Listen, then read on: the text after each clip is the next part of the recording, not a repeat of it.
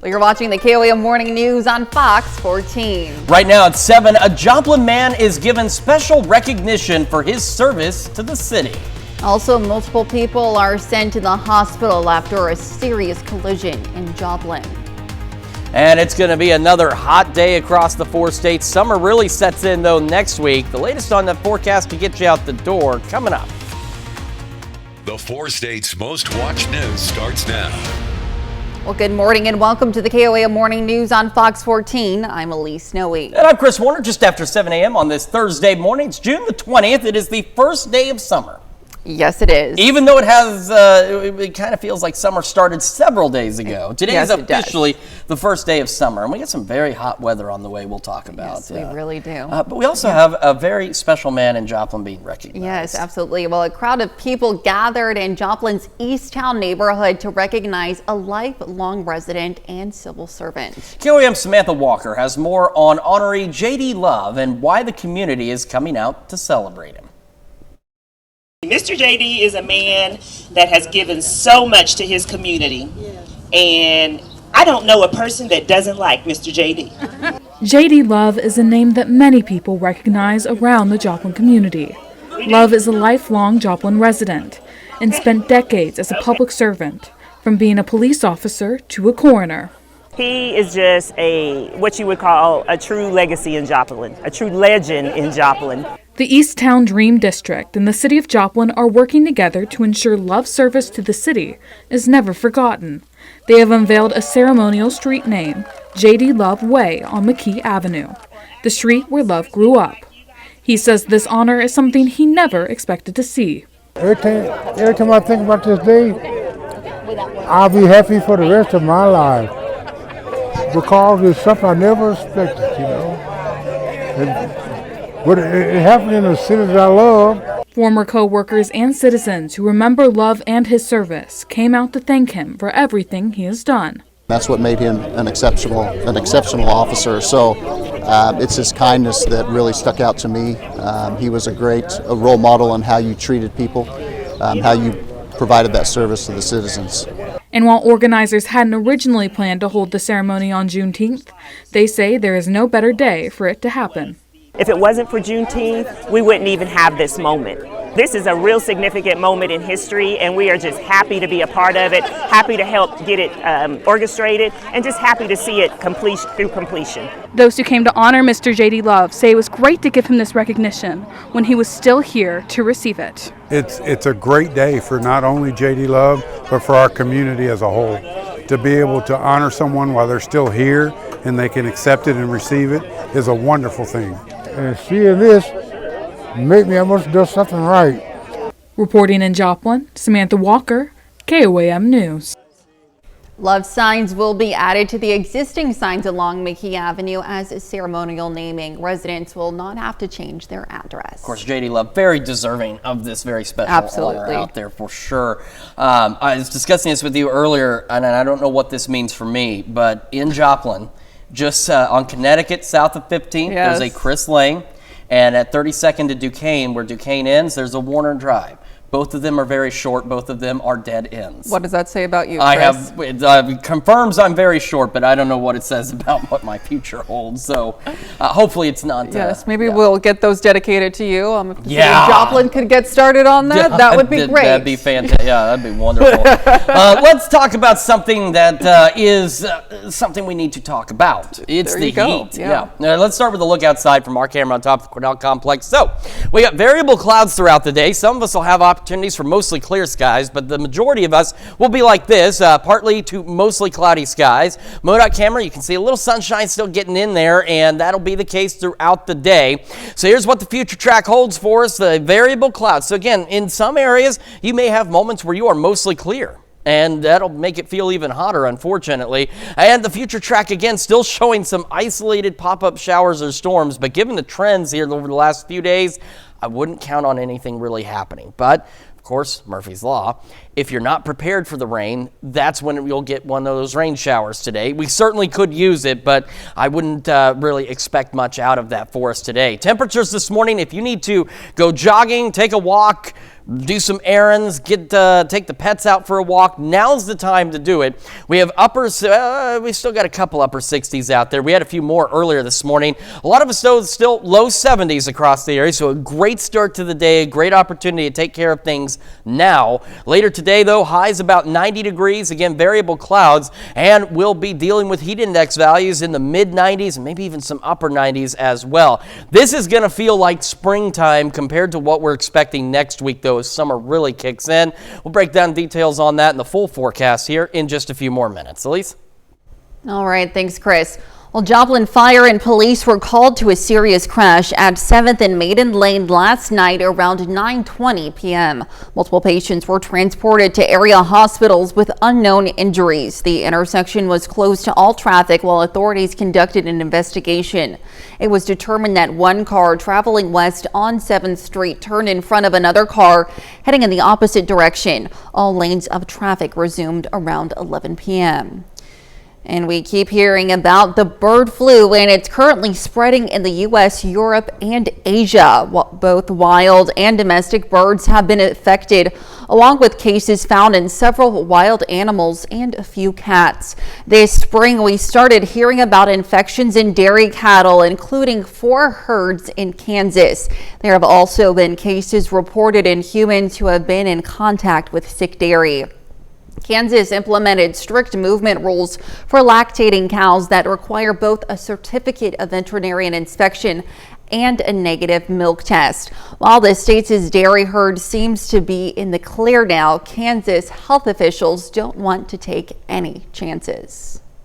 This virus in the dairy world is a little bit unique in the fact of the way it's responding. And so we're trying to understand that better, but we do know that it's moving from herd to herd. And so, the biosecurity component of it, monitoring how you're moving cattle, our recommendations are if you don't have to move cattle, don't move cattle at this point in time until we can understand it better.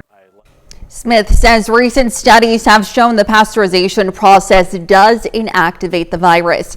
And if you're worried about eating beef, following proper cooking recommendations will also incapacitate the virus within the meat. And those are our top stories this half hour. Coming up next, Captain William Davis of the Joplin Police Department is with us, and he'll have some tips on keeping everyone on the road safe during motorcycle season. We'll be right back, but before we head to break, here's a live look from downtown Joplin ahead of the 620 celebration.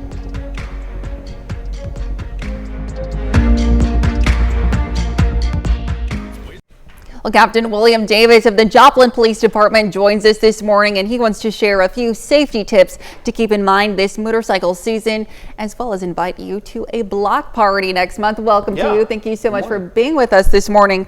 So talk to me about motorcycle safety. It's summertime. People are, hitting out the roadways on their motorcycles. So. Yeah, absolutely. So we're, summertime, we always see the increase in motorcycle riders in and around the area, and so it's just one of those times where we want to remind people that one, if you're out driving, you're going to see more motorcycles on the roadway. So if you're a driver, make sure you're paying attention, following the rules of the road, limiting the distractions in your vehicle so that you can pay attention, so you can see those. You're paying attention to your blind spots, and just being an overall safe driver, so that we try to reduce the number of crashes in general, but also those that involve motorcycles. Absolutely. And talking about motorcycle crashes in general, what are the most common things that you see during those crashes, and what can we do to prevent those? Yeah, so for motorcycle crashes in general in the state of Missouri, your top contributing factors are speed, number one.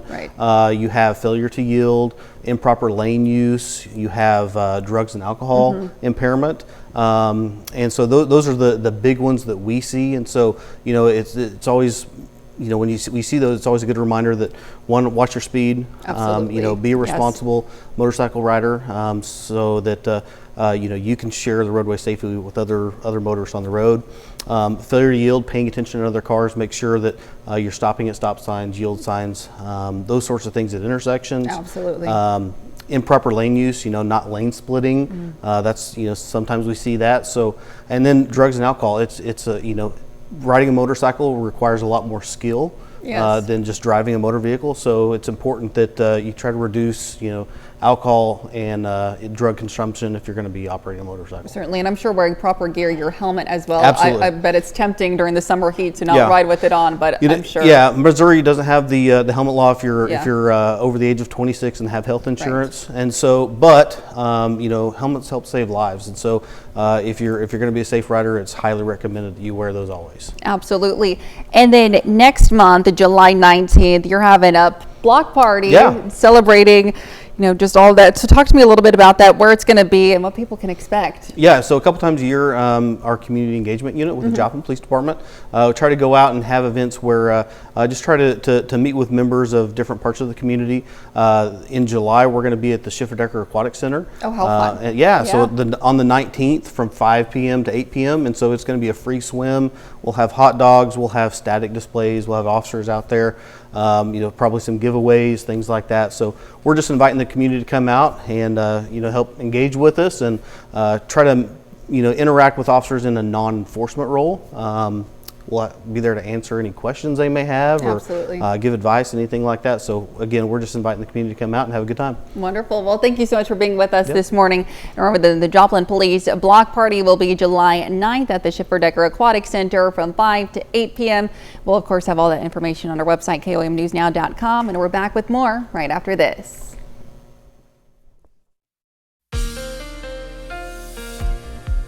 Welcome back to the KOAM Morning News, 7:16 now on this Thursday morning. This is the future track, and we are showing where we're going to have variable clouds throughout the day. So some of you may have moments of clear skies overhead, but otherwise the majority of us, as you can see, will have partly to mostly cloudy skies. Future track again showing the opportunity for some pop-up showers, but based on our trends the last few days, I would definitely not count on that being a real deal as we head through the afternoon. We'll go mostly cloudy overnight and to start the day on Friday. Again, some pop-up showers possible, but I do believe the majority of us, if not all of us, will remain dry. Be a little hotter tomorrow as well, and we'll actually even start to clear out by the evening, and we'll see a few clouds as we go into the overnight hours on our Friday.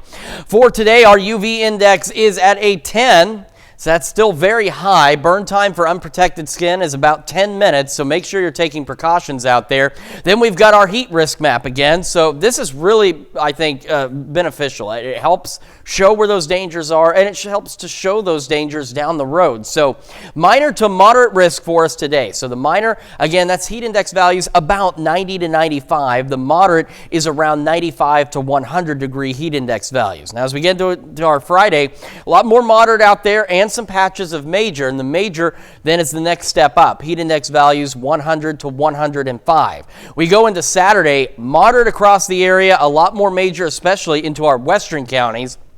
Then by Sunday, major overspreading a good portion of the area. It's Monday and Tuesday that are the concern here, because then we go into that extreme category. We have that purple. Monday, it's here. By Tuesday, it spreads even further.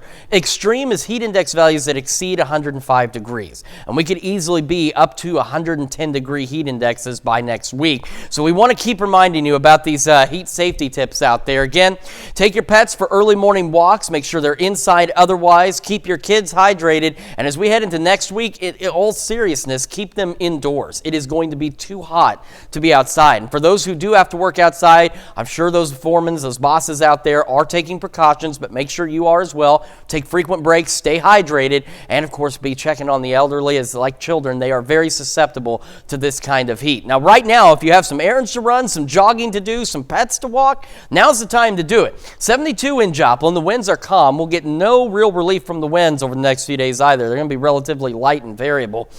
Temperatures this morning, we've still got 69 in Jay, everyone else in the low 70s, but we're going to heat up as we get the morning underway. Again, variable clouds and about the mid 80s by 11 o'clock this morning. And then as we head into next week, again, that's where it gets bad. Highs today right around 90, low 90s heading into the weekend. Maybe some morning thunderstorms on Sunday, and then check this out. As we head into next week, we're talking temperatures going into the upper 90s, close to 100. And that's why that extreme shows up on the heat risk map.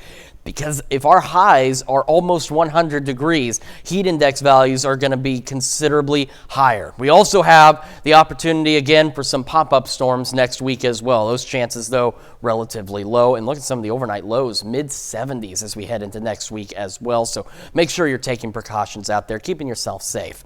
That's checking your forecast. We're back with more right after this. Well, over 300 students have graduated from Labette Community College's Respiratory Care Program. And Susan Solte and Tiffany Kotzman are with us this morning to share more about the program and where it's going. Welcome to you both. How are you doing this morning? Great, thank you. Wonderful. Thank you for being with us. So can you talk to me about this Respiratory Care Program that Labette Community College is having and what can people expect? Yeah, so the program's 22 months, and after those 22 months, they qualify to test on the board exam, the national board exam. We do, of course, clinicals, so they'll expect to be out in the hospital doing clinicals and actually practicing as a respiratory therapist, as well as our state-of-the-art simulation lab on campus, and of course, classroom time as well. Absolutely. And then can you talk to me about the application process? Now the deadline is coming up. It's going to be early next month. Can you talk to me a little bit about that? And also what are the prerequisites or qualifications that people might need when applying for the program? So our deadline is July 8th, and you can go online and look at our website, and it's all Google Docs, so that's where they can apply. To apply, they have to do a job shadow, and that just kind of gives them an idea of what we do if they have some questions, and they also have to have some references. We do have some prereqs. There's 15 credit hours of prereqs, English 2, anatomy and physiology, things like that. Okay, wonderful. And then over 300 people have graduated from this program. What are the benefits that you've seen not only in the graduates, but incoming people learning and growing, and really how does this benefit them? I mean, it's a great career. In every healthcare career is high demand right now. Yes. Tiffany and I actually graduated in 2009. Jennifer Harding, our director of clinical education, also graduated from the program. She's been there over 20 years in education. So it's kind of exciting to see people that graduated from it coming back and actually then educating future respiratory therapists. It's very rewarding when we are up there teaching these students and you start to see things click.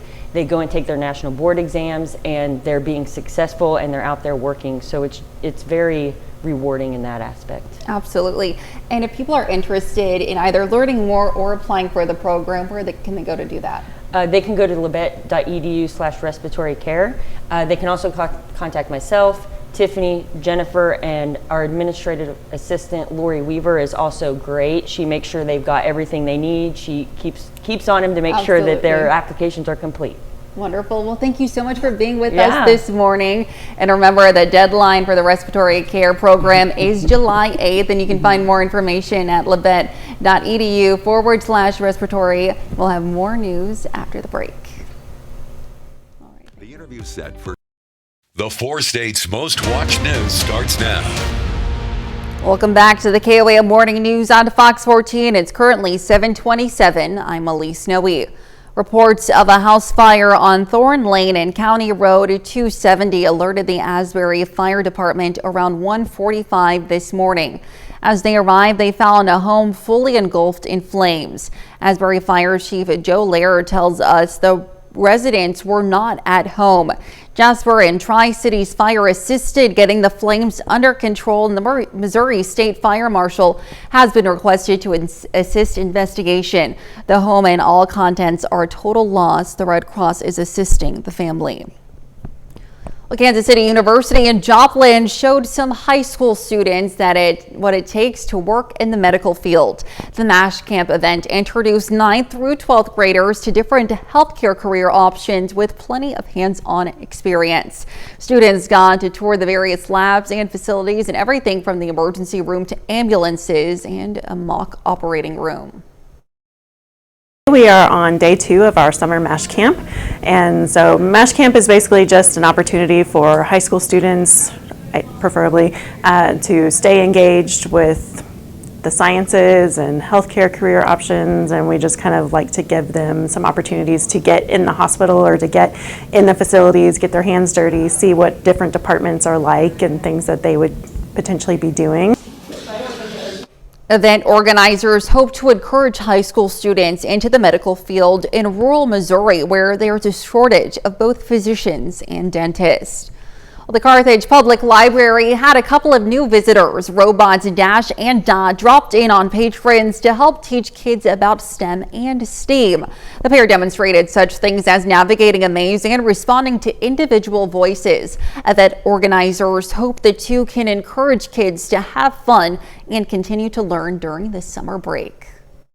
STEM and STEAM activities are becoming so important in everyday life. They incorporate so many different aspects of the learning process, and we like to work toward that, or to work with the schools for the summer to keep kids reading and using their brains, doing math, doing science, to keep their brains active so they don't fall into what's called the summer slide.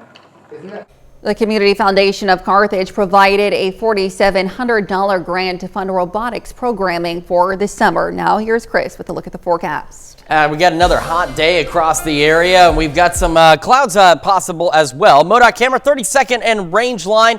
Traffic picking up as folks get their day underway, and hopefully some of them have been heeding the advice through the morning of now is the time to do your errand running, take the pets for the walk, do your jogging, whatever, because it's going to be hot later.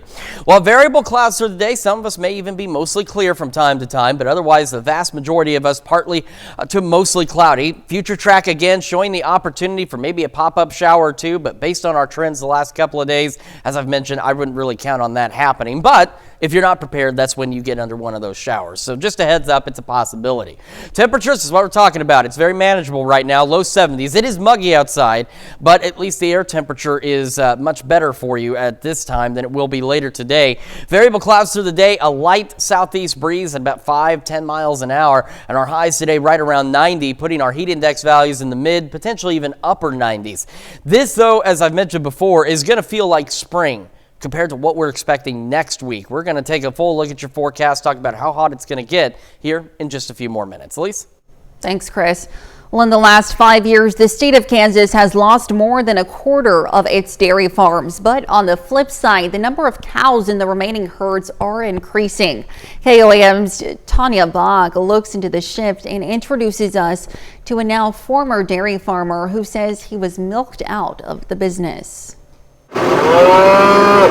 Dang, you're 70 years old, so there. I know you invested $3 million or $4 million, whatever you want to invest in having a big tombstone, I guess, basically. The tombstone Richard Amershak is referring, his livelihood for over 50 years, the Amershak Dairy. Back then, it was pretty, kind of do pretty good at it. People just started out just, milking an old barn somewhere. Then they got the health regulations got so stringent. You had to pretty much build a new barn and pretty good facilities. In 1974, Amershak and his brother built their new dairy barn. We turned them out in nice weather. That way it'd be off concrete. Concrete's hard on cattle. And concrete's hard on everybody.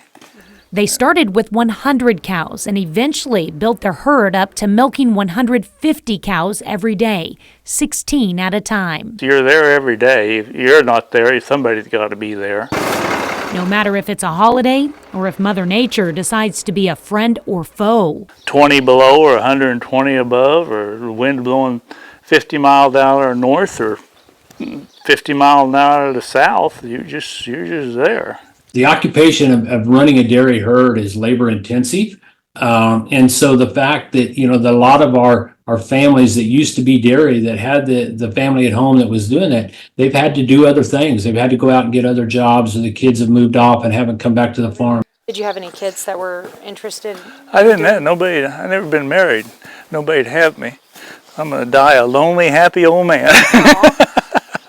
Amershak says it wasn't just the labor that wore on he and his brother. The milk companies that buy your milk are more picky than the state inspectors. I mean, if you happen to find any antibiotics in your milk, you have to buy the whole truckload. You know, as we see these dairies become larger, they have the ability to do it more efficiently and more economically than some of our smaller dairies have. And so it is one of those things that we are seeing. The number of dairies that we're seeing across our state is diminishing, but the number of cows is not. We just hung everything up, even after the last ticket there. We just hung everything up and walked off. Oh, so this was the last load that went out? This one here? Yeah, just a partial load. October 2021, 742 pounds headed to a processor in Springfield. I think maybe go up the skate over here. Knowing the bigger farms were milking out his chances of retiring exclusively as a dairy farmer, about 15 years ago, Amershek started to diversify. He runs a few beef cattle and leases the majority of his land for hunting. Yeah, I'd have to replace everything. I'd run several $1 million, so I decided just to spend the rest of my life on booze and women. So. Closing the dairy farm chapter of Amershek's life and hopefully turning the page to a little relaxation. Reporting in McCune, Kansas, Tanya Bach, KOAM News. In 2018, Kansas had 280 dairy farms with 158,000 milking cows. Today, there are only 209 dairies, but the number of dairy cows has increased to 175,000. And that's a look at our top news stories coming up this half hour on the KOAM Morning News. A Florida man is using his life struggles to keep moving forward. We'll have the details on how those struggles have landed him a spot in the upcoming Summer Paralympic Games in Paris. We'll be right back, but first, here's a live look from downtown Pittsburgh ahead of the 620 celebration.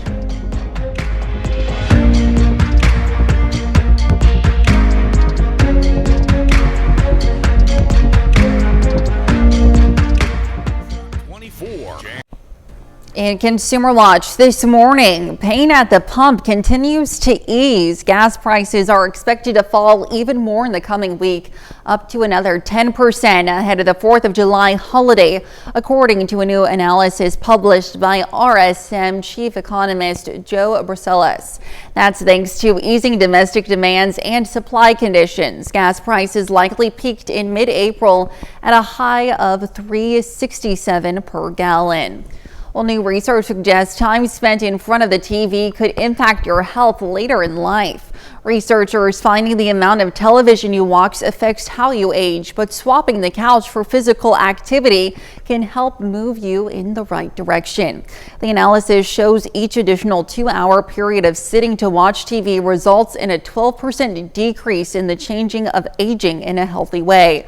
Adding 2 hours of light physical activity at work resulting in a 6% increase in the possibility of healthy aging. Well, Apple has reportedly suspended work on the next high-end version of its Vision Pro headset.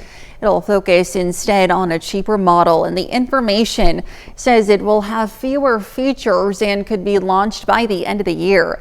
The Vision Pro currently sells for about $3,500 and upwards. Apple isn't responding to the report.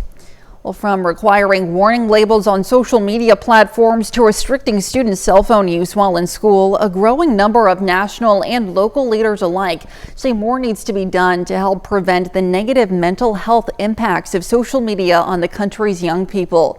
Fox News' Ted Lindner takes a closer look at the ongoing reactions to some unique proposals. While social media sites can be places to educate and unite people, reactions are still pouring in after the U.S. Surgeon General urged Congress earlier this week to require warning labels on these platforms, stating that social media is contributing to a mental health crisis among the nation's kids and teens. Psychiatrist Dr. Robert Marvin calls the Surgeon General's recommendation a good first step. It's going to take a village to make this change. But some parents are remaining cautiously hopeful that any potential warning labels may curb children's social media use. Sometimes they even are enticed by the thought of something being not for them, but I think it will give legitimacy to parents who want to point to a reason when kids say, "Why can't I do it?" Now we can say, well, it's harmful for you. The American Psychological Association says teens are spending roughly 5 hours a day on social media. But according to data from the American Medical Association, kids who spend more than 3 hours a day scrolling can have twice the risk of developing anxiety and depression. I think it is extremely important that all the adults get on the same page and do this for an entire generation of kids who are really struggling. Meanwhile, California Governor Gavin Newsom is taking the Surgeon General's calls for action to heart. He plans on adding to a bill he passed in 2019 to restrict student cell phone use while in school. As soon as a student picks up a cell phone, they lose that time. And as a teacher, you grow frustrated because you know you're not there. They're not going to be able to receive that information. They're not going to be able to do that learning. And those are our top consumer stories. Now let's take a look at the market prices before the opening bell.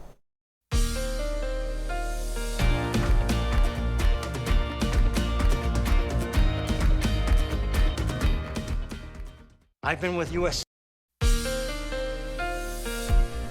Welcome back to the KOAM Morning News, coming up on 7:44 on this Thursday morning, and we're going to take a look at what we're expecting for today. So most of us will have variable clouds between partly and mostly cloudy. Some of us could be mostly clear at times, and the future track again painting the possibility of at least an isolated shower or two. Don't think it's very likely, but it is out there. And we'll have mostly cloudy skies as we go overnight, and tomorrow, very similar to today, variable clouds to start, partly to mostly cloudy skies, maybe some mostly clear, and as you saw there, maybe an opportunity for a stray shower or two here or there. Then we'll actually start to clear out by tomorrow evening and be mostly clear across the whole area. And then overnight, we'll see just a few more clouds begin to work in. Our UV index for today is at a 10, which is very high. Burn time for unprotected skin is about 10 minutes. So again, make sure you're taking precautions out there. Taking a look at the heat risk map for today, we have minor to moderate across the area. So minor is heat index values approximately 90 to 95, and the moderate zone is going to be that 95 to 100 range. As we head into Friday, we see a lot more moderate across the area, even some patches of potential major heat risk, and that major is the 100 to 105 degree heat index values. By Saturday, we see moderate across the whole area, more major, especially into our western counties. That doesn't last long out there. Sunday, it starts to spread over the entire area with that major heat risk. So we're talking, again, those heat index values 100 to 105. Then our bigger concern as we head into next week. By Monday, we have extreme out there, over a good portion of southeast Kansas, northeast Oklahoma. By Tuesday, it starts to spread even further. Extreme is heat index values that are going to exceed 105 degrees. So we're talking dangerous, potentially deadly heat next week. So we'll continue to remind you of these safety tips. And this morning's a great opportunity to take advantage of some of them, like this one. Take your pets on early morning walks. Don't go out there in the afternoon and evening, because remember, our peak heating is around 4 to 6 p.m. out there. And make sure they're indoors otherwise. Kids need to stay hydrated, water, Pedialyte pops, and as we head into next week, you want to keep your kids indoors as well. For those who don't have that choice, you've got to work outside. Make sure you're taking frequent breaks, staying hydrated, and finding shade where you can. And just like kids, elderly, very susceptible to this kind of heat, so make sure you're checking in on them. Live look outside from our camera, 7th and range line. There's those variable clouds. 72 in Joplin. Winds are calm, and we'll have a light southeasterly breeze today, so no major relief from the heat there. Temperatures this morning, that's what we're talking about. Right now's the time to take care of those errands, your jogging, the pets, whatever you need to do, because we're in the low, starting to get into the mid-70s. It is muggy outside, but the temperatures are a bit more manageable, and they're not going to stay that way. Variable clouds through the morning, about the mid-80s by 11 o'clock this morning. That's ahead of our highs today, pushing right about 90 degrees. And again, those heat index values, mid, maybe upper 90s. Could see some morning storms Sunday. And this becomes our concern. Look at these temperatures as we head into next week. Mid-upper 90s. We're getting close to 100. And that's why the extreme shows up again on that heat risk map, because if our high temperatures are pushing 100, that's going to send those heat index values considerably higher. We also have some pop-up storm chances next week as well. That's Check Your Forecast. We're back with more right after this. Well, on Monday, 24-year-old Florida native received a new career-high world ranking in Paralympic table tennis. Jensen Van Embro has been in a wheelchair since birth because of a spinal cord injury, and since age 9, he's come a long way playing para-table tennis. Table tennis isn't just a sport for para player Jensen Van Embro. It means everything to me right now. It's my life, it's my job. I'm not doing anything else actually right now. I feel like at my age I need to give this 100%. Jensen spends every day at Naples Pong training for the Paris 2024 Summer Paralympic Games. The 24-year-old has come a long way since he first picked up a paddle 15 years ago. I really enjoyed it, and I told my mom to get a table, and we got in our garage, and I started just to play with my brother for fun. He spent his teenage years traveling the country training before winning bronze at the Paralympic Games in Tokyo. I was kind of an underdog. I was the 11th seed, and I felt like I was just hunting everybody above me. This time around, it's a different story for the third-ranked player in the world. The rising star won his first gold medal at the Pan American Games in November, automatically qualifying him for Paris. Now I feel everybody wants to get me, so it's a different type of pressure. Fresh off 2 spring tourney wins, Jensen is happy with his game. Yes!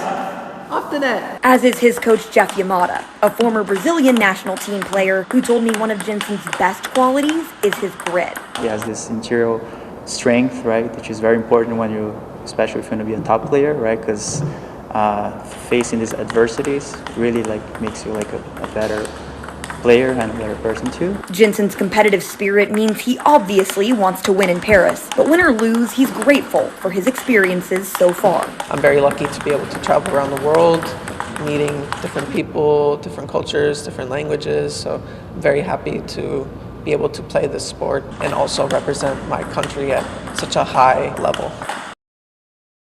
Certainly talented and extremely dedicated, and so we'll be cheering him on as he goes for the gold in Paris. We certainly will.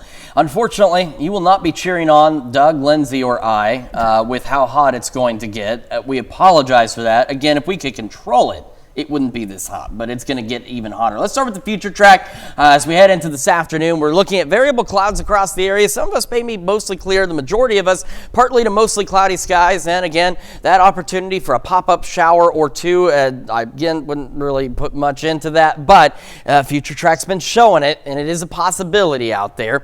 We'll be mostly cloudy overnight, and then tomorrow again,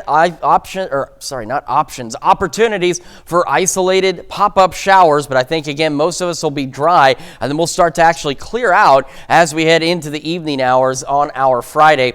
A reminder, our UV index today is a 10. That's at the very high level. Burn time's 10 minutes, so make sure that you're taking those precautions out there. And of course, you want to make sure that you're taking precautions for the heat. Minor to moderate today, and as we head into next week, and I'm going to just skip this right into Monday and Tuesday, we see the extremes show up Monday and Tuesday. So we're talking next week, heat index values in excess of 105 degrees. So you've got to make sure you're taking the appropriate precautions. We'll have another look at your forecast and the news you need to know right after this. And here's a check of today's top headlines, the news you need to know before you head out the door. J.D. Love of Joplin was honored yesterday for his service to the city with a ceremonial street name. Love was a Joplin police officer for 28 years and was a Jasper County coroner for 2 terms following his retirement. Love was recognized with a ribbon cutting and street sign unveiling on McKee Street, where Love grew up. Well, Kansas City University in Joplin showed some high school students what it takes to work in the medical field. The MASH Camp event introduced 9th through 12th graders to different healthcare career options. Students got a tour of the various labs and facilities, everything from the emergency room to ambulances and even a mock operating room. And the H5N1 avian flu or bird flu has been spreading across the U.S., Europe, and Asia. Both wild and domestic animals have been affected along with the dairy cattle. At least 4 herds in Kansas have been affected by the virus. Kansas has implemented a strict movement rules for lactating cows that require both a certificate of veterinary inspection and a negative milk test. If you're worried about eating beef that has been infected, proper cooking recommendations will incapacitate the virus.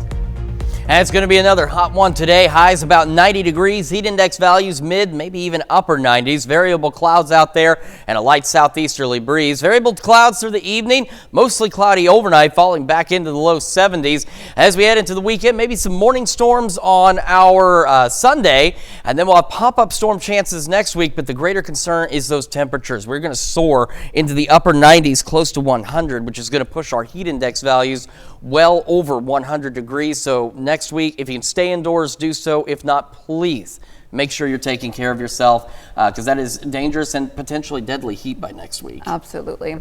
Well, a friendly race turns violent during a Major League Baseball game. During the president race in Tuesday night's Diamondbacks Nationals game, the George Washington mascot came out with a chair and hit the Abe Lincoln mascot. And later in the race, George then got Theodore Roosevelt. Near the end of I was just watching this take place here. Near the end of the race, AEW star and member of the acclaimed Anthony Bowens knocked down George with a chair, while others knocked down Thomas Jefferson, helping Abraham Lincoln score the win. That is fantastic. Quite the hit. What we need to get our own chairs. Yeah, I was going to say there's a chair right here. I'll grab that.